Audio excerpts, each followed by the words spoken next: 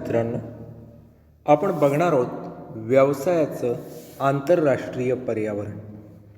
जे व्यावसायिक आंतरराष्ट्रीय पातळीवरती व्यवसाय करत असतात, इतर देशांमध्ये व्यवसाय करत असतात, इतर देशांबरोबर व्यवसाय करत असतात, त्यांच्या व्यवसायावरती आंतरराष्ट्रीय पर्यावरणाचा प्रभाव पडत असतो. आंतरराष्ट्रीय बाजारपेठेमधली राजकीय आर्थिक स्थिती यालाच आपण आंतरराष्ट्रीय पर्यावरण असं म्हणतो. त्यामुळे जेव्हा आपण आंतरराष्ट्रीय पर्यावरणाशी संज्ञा वापरतो तेव्हा आपण लक्षात घेतलं पाहिजे की आंतरराष्ट्रीय पातळीवरची बाजारपेठ, या बाजारपेठेमध्ये घडणारी जी काही स्थित्यंतरं असतात आर्थिक राजकीय स्वरूपाची, त्या सगळ्याला एकत्रितपणे आंतरराष्ट्रीय पर्यावरण असं म्हटलं जातं. विदेशी व्यापार किंवा परकीय व्यापार करणारे जे व्यावसायिक असतात त्यांच्यावर आंतरराष्ट्रीय पर्यावरणाचा प्रचंड प्रभाव पडत असतो. आंतरराष्ट्रीय व्यावसायिक पर्यावरण हे प्रत्येक देशामधल्या आणि प्रत्येक कालावधीसाठी वेगवेगळं असतं. उदाहरणच द्यायचं झालं तर अमेरिकेतलं व्यावसायिक पर्यावरण, भारतातलं व्यावसायिक पर्यावरण या दोन परस्परपासून पूर्णतः वेगळ्या असलेल्या गोष्टी आहेत. गेल्या 10 वर्षामध्ये आपण जर बघितलं तर भारतातलं व्यावसायिक पर्यावरण आणि आज 2020मधलं भारतातलं व्यावसायिक पर्यावरण याच्यामध्ये देखील प्रचंड फरक दिसेल. प्रत्येक देशानुसार, प्रत्येक राष्ट्रानुसार त्याचं व्यावसायिक पर्यावरण हे वेगवेगळ्या स्वरूपाचं असल्याचं आपल्याला दिसून येतं.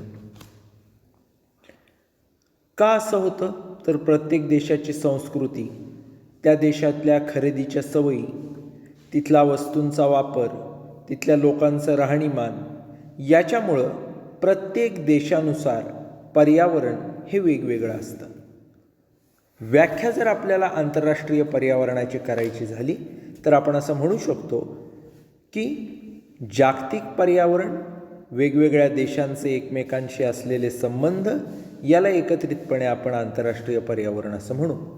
20व्या शतकाच्या सुरुवातीचा काळ जर आपण बघितला तर पहिलं महायुद्ध असेल, दुसरं महायुद्ध, त्यानंतर रशियाचं झालेलं विभाजन, इराक अमेरिकेचं युद्ध, गॅटचं जागतिक व्यापार संघटना किंवा WTOमध्ये झालेलं रूपांतर, त्याचे वेगवेगळे नियम, तेल उत्पादक राष्ट्रांनी एकत्र येऊन तयार केलेली ओपेक संघटना, तिची वेगवेगळी नियंत्रणं, असे अनेक बदल हे जागतिक किंवा आंतरराष्ट्रीय पर्यावरणामध्ये 20व्या शतकात झालेले आपल्याला दिसून येतात. अशा प्रकारच्या आंतरराष्ट्रीय घडामोडी जर घडल्या तर त्याचा परिणाम जगातल्या सगळ्या देशांवर होतो. खनिज तेलाच्या किमतीमध्ये जर मोठ्या प्रमाणात उलटफेर झाला की जगातल्या सगळ्या देशांवर त्याचा परिणाम झालेला आपल्याला दिसून येते. हे आंतरराष्ट्रीय पर्यावरणाला प्रतिसाद देण्याची किंवा आंतरराष्ट्रीय पर्यावरणाचा वेगवेगळ्या देशांवर, जगावर परिणाम होण्याची एक उदाहरण म्हणून आपण बघू शकतो. आंतरराष्ट्रीय स्तरावर व्यापार उद्योग करणारा प्रत्येक व्यावसायिक हा आंतरराष्ट्रीय पर्यावरणाचा घटक असतो. त्यामुळं या पर्यावरणामध्ये ज्या काही घडामोडी घडतात त्याप्रमाणे स्वतःचं व्यापारी धोरण, आर्थिक धोरण हे त्यांना आखणं अत्यंत गरजेचं असतं. आंतरराष्ट्रीय पर्यावरण जेव्हा आपण म्हणतो तेव्हा त्यातल्या 2 प्रमुख गोष्टी आपण बघणार आहोत. पहिलं असणार आहेत आंतरराष्ट्रीय पर्यावरणाचे घटक कोणते कोणते आहेत आणि दुसरं असणारे देशी व्यवसायावर आंतरराष्ट्रीय पर्यावरणाचे काय परिणाम होतात त्याबद्दल. सुरुवातीला आपण बघूया आंतरराष्ट्रीय पर्यावरणाच्या घटकांबद्दल.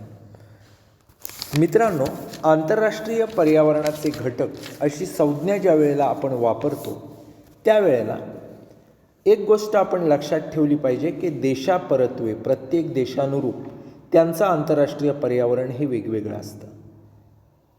जसा जसा काळ बदलेल तसं आंतरराष्ट्रीय पर्यावरण बदलत असतं. त्यामुळं आंतरराष्ट्रीय व्यापारावर आंतरराष्ट्रीय पर्यावरणाचा प्रचंड असा परिणाम होताना आपल्याला दिसून येतो. कोणते असतात घटक याच्यामध्ये तर प्रामुख्यानं जर आपण बघितलं तर देशाचं आयात निर्यात धोरण,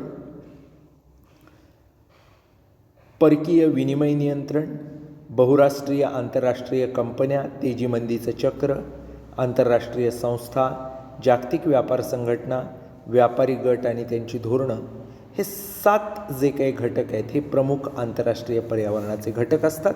यातल्या एक एक घटकाबद्दल आपण थोडक्यामध्ये माहिती बघूया. पहिला असतो ते म्हणजे देशाचं आयात निर्यात धोरण, इम्पोर्ट एक्सपोर्ट पॉलिसी. आपण जेव्हा परदेशामधून दुसऱ्या देशामधून कोणती तरी वस्तू आपल्या देशामध्ये आणतो तेव्हा त्याला आयात असं म्हणतात. खनिज तेलाची आयात आपण इराण, इराक सारख्या देशामधून करत असतो, ती झाली आयात. तिथून खनिज तेल आपण आणत असतो. निर्यात म्हणजे काय, तर आपल्या देशामध्ये तयार झालेला माल दुसऱ्या देशाला पाठवणं. आपण इराण, सौदीसारख्या देशांना अन्नधान्य पाठवत असतो, किंवा आता सध्या आपण मोठ्या प्रमाणावर कांद्याची आयात वेगवेगळ्या देशांमधून, इराणमधून खास करून करतो आहे. ती आयात झाली. आणि आपण ज्या वेळेला आपल्याकडं असलेले गहू म्हणा किंवा वेगवेगळी खनिजं, आपला हापूस, आंबा हा वेगवेगळ्या देशांना बाहेरच्या पाठवतो तेव्हा ती असते निर्यात. त्यामुळं आयात म्हणजे माल आणणं, निर्यात म्हणजे माल परदेशात पाठवणं. या आयात निर्याती संबंधीचं धोरण हे आंतरराष्ट्रीय पर्यावरणाचा महत्त्वाचा घटक असतं. प्रत्येक देशाचं आयात निर्यात धोरण हे वेगवेगळं असतं.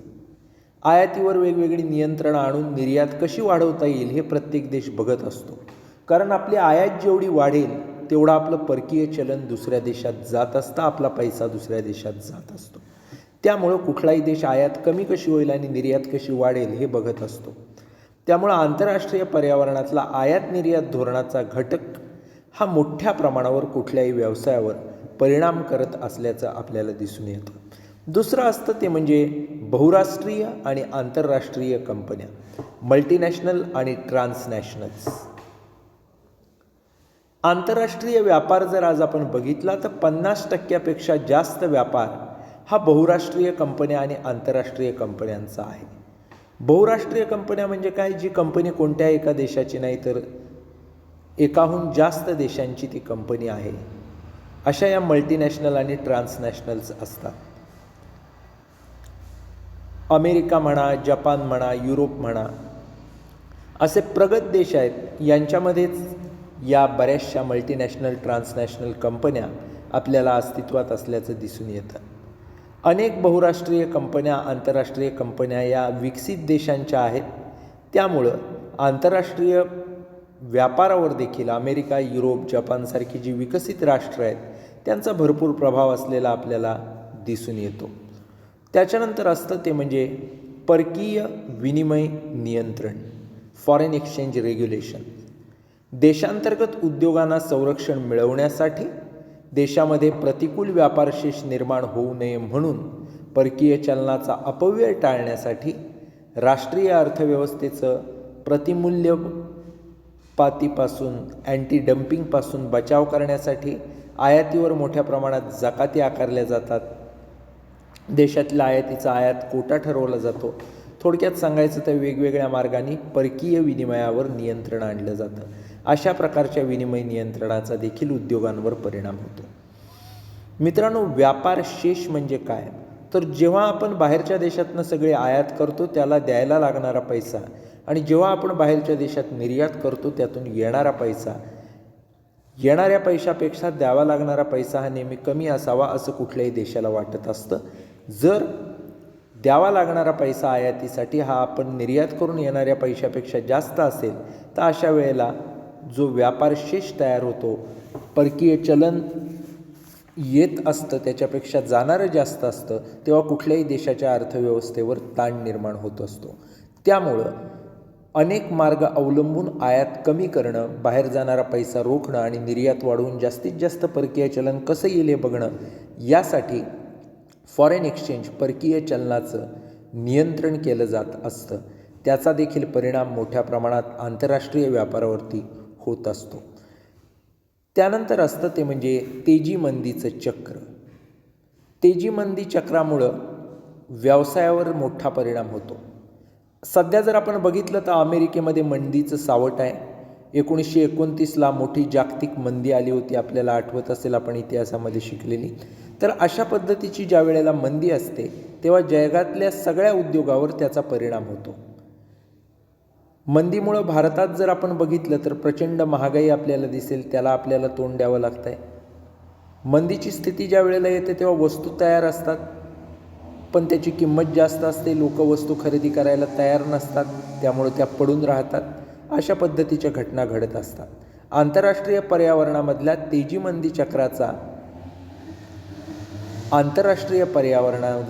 मंदी चक्राचा प्रचंड असा प्रभाव आपल्याला दिसून येतो. त्यामुळं आंतरराष्ट्रीय पर्यावरणाचा तेजी मंदी चक्र हा एक फार महत्त्वाचा असा भाग आहे. त्यानंतर असतं ते म्हणजे आंतरराष्ट्रीय संस्था. ज्या संस्था आंतरराष्ट्रीय पातळीवरचे नियंत्रण ठेवण्यासाठी धोरणं ठरवत असतात, त्या संस्था म्हणजे आंतरराष्ट्रीय नाणेनिधी आणि जागतिक बँक. अशा प्रकारे आंतरराष्ट्रीय पातळीवर आर्थिक धोरणं ठरवण्याचा अधिकार असणाऱ्या संस्थांच्या धोरणानुसार व्यवसायाची ध्येयधोरणं ही ठरवण्यामध्ये व्यवसाय यशस्वी होत असतो. त्यानंतर असतं ते म्हणजे जागतिक व्यापार संघटना. पूर्वीच्या काळी GATT, general agreement on tariff and trade, याचं रूपांतर अलीकडच्या काळामध्ये WTO, वर्ल्ड ट्रेड ऑर्गनायझेशनमध्ये झालेलं आहे. जागतिक व्यापार संघटना ही आयात निर्यात करात घट करण्यासाठी एक करार करते. तसा करार त्यांनी केलेला आहे अनेक देशांबरोबर. यालाच जकाती आणि व्यापारविषयक करार असं म्हणतात. या करारामुळं आंतरराष्ट्रीय व्यापारावर मोठ्या प्रमाणात परिणाम झाल्याचं आपल्याला दिसून येतं. त्यानंतर असतं ते म्हणजे व्यापारी गट आणि त्यांची धोरणं. आंतरराष्ट्रीय व्यापारामध्ये कार्यरत असणारे वेगवेगळे व्यापारी गट, त्यांची आर्थिक परकीय व्यापाराबद्दलची धोरणं, यांचा परिणाम देखील आंतरराष्ट्रीय व्यापारामधले जे वेगवेगळे उद्योग असतात त्यांच्यावरती होत असल्याचं आपल्याला दिसून येतं. मित्रांनो, आंतरराष्ट्रीय पर्यावरणाचे घटक बघितल्यानंतर जो पुढचा भाग आपण बघणार आहोत तो असणार आहे आंतरराष्ट्रीय पर्यावरणाचे देशी व्यवसायावर, देशामधल्या देशांतर्गत व्यवसायांवर नक्की कोणते परिणाम होतात. ज्यावेळी आपण आंतरराष्ट्रीय पर्यावरण अशी संज्ञा वापरतो तेव्हा तिथं आंतरराष्ट्रीय राजकीय पर्यावरण, वेगवेगळ्या देशांची व्यापाराबद्दलची धोरणं, तंत्रज्ञानाची स्थिती, सामाजिक सांस्कृतिक घटक, वेगवेगळ्या देशांचा आर्थिक विकास, औद्योगिक विकासाची स्थिती, अशा अनेक घटकांचा त्याच्यामध्ये समावेश होतो. देशी व्यवसायावर हे सगळे घटक परिणाम करत असतात. काय परिणाम यांचे नक्की होतात? तर पहिला परिणाम असतो जगात कुठेही व्यवसाय शक्य. बहुराष्ट्रीय कंपन्या, ज्या देशात कच्चा माल चांगला आहे, ग्राहकांची संख्या भरपूर आहे, स्वस्त दरात चांगले कामगार उपलब्ध आहेत, अशा कोणत्याही देशात त्यांचा व्यवसाय सुरू करतात. ज्या देशात बहुराष्ट्रीय कंपन्यांना त्यांचा व्यवसाय सुरू करायचा असतो त्या देशातल्या अस्तित्वात असणाऱ्या ज्या कंपन्या असतात त्यांना मोठ्या स्पर्धेला तोंड द्यावं लागतं, कारण बहुराष्ट्रीय कंपन्यांकडे रिसोर्सेस प्रचंड असतात. त्यामुळं त्या स्पर्धेत पुढं जाण्याची शक्यता जास्त असते. त्यानंतर असतं ते म्हणजे परस्परांतर्गत अर्थव्यवस्था अवलंबून. आंतरराष्ट्रीय पर्यावरणामुळं सगळ्या देशांचं आर्थिक धोरण हे परस्परांना जोडणारं, एकमेकावर अवलंबून अशा स्वरूपाचं असतं. देशी व्यवसाय परदेशी व्यवसायांशी आर्थिकदृष्ट्या जोडलेले असतात, त्यामुळं त्यांना विकास करणं हे सहज शक्य होत असतं. त्यानंतर असतं ते म्हणजे व्यापारी आणि जकातीचे अडथळे कमी. ज्या वेळेला जगातले बहुतेक देश हे आज जागतिकीकरणाकडे आकर्षित झालेले आहेत, जागतिकीकरणाच्या युगात व्यापारी किंवा जकातीचे अडथळे मोठ्या प्रमाणात कमी केलेले आहेत WTOच्या माध्यमामधून, वर्ल्ड ट्रेड ऑर्गनायझेशनच्या. त्यामुळं देशी उद्योगांना कुठलंही संरक्षण मिळत नाही. देशी उद्योगांना जागतिक स्पर्धेला तोंड द्यावं लागतं आणि जागतिक स्पर्धेला तोंड देण्यासाठी वस्तूला जागतिक दर्जा, गुणवत्ता, किंमत, वस्तूसेवांची उपलब्धता, विक्रयोत्तर सेवा, या सगळ्या गोष्टींवर लक्ष केंद्रित करणं हे गरजेचं होतं. त्यानंतर असतं ते म्हणजे पायाभूत सुविधा आणि कच्चा माल आंतरराष्ट्रीय किमतीमध्ये उपलब्ध. बँकिंग असेल, वाहतूक असेल, संदेशवहन असेल, कच्चा माल असतील, कामगार असतील, यांच्यासारख्या ज्या पायाभूत सुविधा आहेत त्या आंतरराष्ट्रीय पर्यावरणामुळं जागतिक किमतीला उपलब्ध होत असतात. जागतिकीकरणाच्या अगोदर जर आपण बघितलं तर पायाभूत सुविधा या अनेक विकसनशील देशांमध्ये कमी किमतीत उपलब्ध होत होत्या, पण जागतिकीकरणानंतर मात्र आंतरराष्ट्रीय किंमत या सुविधांसाठी मोजावी लागत असल्याचं आपल्याला दिसून येतं. त्यानंतर असतं ते म्हणजे संबंधित उद्योग आणि पूरक उद्योगांवर परिणाम. आंतरराष्ट्रीय व्यापाराशी संबंधित असणारे उद्योग, त्यांना सहयोगी असणारे उद्योग यांच्यावर आंतरराष्ट्रीय पर्यावरणाचा प्रचंड प्रभाव असतो. साधारणपणे जर आपण बघितलं तर लहान उद्योग, त्यांच्यावर अवलंबून असणारे उद्योग हे आंतरराष्ट्रीय पर्यावरणाची जागतिकीकरणाची झळ मोठ्या प्रमाणात सोसत असल्याचं आपल्याला दिसून येतं. त्यामुळं अनेक सहयोगी लघु उद्योग हे बंद पडलेले आहेत. 1991 पासून जर आपण बघितलं तर भारतामध्ये जागतिकीकरणाचे अनेक दुष्परिणाम हे उद्योगधंद्यावर होताना दिसून येत आहेत. पण जरी काही मर्यादा असल्या तरी त्या गोष्टीचे फायदे देखील आहेत. जगातली कुठली वस्तू आज कुठल्याही देशात मिळू शकते, आंतरराष्ट्रीय किमतीला ती मिळू शकते. ग्राहकांच्या दृष्टीनं हे निश्चितच फायद्याचं झालेलं आपल्याला दिसून येईल. मात्र देशी व्यवसायावर त्याचे अनेक चांगले वाईट परिणाम पडलेले आहेत. त्यानंतर असतं ते म्हणजे खाजगीकरणाचा वाढता कल. दिवसेंदिवस जर आपण बघितले तर प्रत्येक देशातले उद्योजक, शासन यांचा कल खाजगीकरणाकडे झुकतोय. सार्वजनिक क्षेत्रातली गुंतवणूक हे शासन प्रत्येक देशाचं काढून घेत आहे. त्यामुळं देशांमध्ये, जगामध्ये खाजगीकरण हे मोठ्या प्रमाणावर होताना आपल्याला दिसून येत आहे. त्यानंतर आहे ते म्हणजे उद्योजक आणि त्यांचे व्यवसाय केंद्रित अर्थव्यवस्थेची भूमिका बजावण्याचं काम किंवा केंद्रीय अर्थव्यवस्थेची भूमिका असं आपण त्याला म्हणू. जागतिकीकरणामुळं खाजगीकरणाला प्रोत्साहन मिळाले. खाजगीकरणामुळं झालं असं तर भांडवलदारांच्या हाती सत्ता गेलेली आहे. त्यामुळं केंद्रीय अर्थव्यवस्था, त्यांची धोरणं ठरवणं ही सगळी कामं देखील भांडवलदारांच्या हातामध्ये गेलेली आहेत. ठराविक उद्योजक हे सगळ्या देशाची अर्थव्यवस्था पाहताना आपल्याला दिसत आहेत. आज भारताचा जर विचार केला तर टाटा, बिर्ला, अंबानी असे जे मोठे उद्योजक आहेत तेच भारताची आर्थिक धोरणं ठरवण्यामध्ये मोठी भूमिका बजावत असल्याचं आपल्याला आढळून येतं आहे. त्याच्यानंतर आहे ते म्हणजे कुशल साधनसामग्रीची गतिमानता, मोबिलिटी ऑफ स्किल्ड रिसोर्सेस. पारंपरिक उत्पादन साधनं ज्याच्यामध्ये जमीन आहे, कामगार आहे, भांडवल आहे, व्यवसाय संस्था आहेत, या जागतिकीकरणाच्या अगोदरच्या काळामध्ये गतिमान नव्हत्या. पण जागतिकीकरणानंतर हे सगळे घटक प्रचंड गतिमान बनलेले आहेत. जागतिकीकरणामुळं पारंपरिक उत्पादन साधनांना विकासाचं रूप प्राप्त करून दिलेलं आहे. त्यामुळं कुशल साधनसामग्री सगळ्या देशात फिरताना गतिमान झाल्याचं आपल्याला दिसून येतं. त्यानंतर असतं ते म्हणजे बाजारपेठीय कार्यक्षमता. जागतिकीकरणाच्या दुनियेमध्ये बाजारपेठा कार्यक्षम बनलेल्या आहेत. जागतिक स्पर्धेमुळं उत्पादकांना वस्तूंची गुणवत्ता असेल, वस्तूंची किंमत असेल, बाजारपेठेमधली उपलब्धता असेल, याच्यावर लक्ष केंद्रित करून उत्पादन करावं लागतंय. म्हणजेच बाजारपेठेमध्ये चांगल्या योग्य रास्त दरामध्ये चांगल्या दर्जाचा माल हा उपलब्ध होतो आहे. कारण जर जास्त किंमत आकारली, मालाचा दर्जा नीट ठेवला नाही तर अशा वेळेला कुठल्याही व्यवसाय संस्थेला, उद्योजकाला आपली मागणी कमी होताना दिसून येईल, व्यवसाय बंद करायची पाळी येईल. त्यामुळं कुठलाही उद्योजक हा चांगल्या किमतीलाच माल देत असताना त्याची क्वालिटी आणि रास्त किंमत लोकांना परवडते की नाही हे बघत असतो. त्यानंतरचं जे आहे ते म्हणजे प्रादेशिक व्यापारी गटांची निर्मिती. जागतिक स्पर्धेत टिकता यावं, विकसित देशांची मक्तेदारी निर्माण होऊ नये याच्यासाठी प्रादेशिक पातळीवरती अनेक व्यापारी गट शेजारचे देश एकत्र येऊन तयार झालेले आहेत. जागतिक पर्यावरणाचा एक घटक म्हणून आपण या व्यापारी गटांकडं आज पाहत असतो.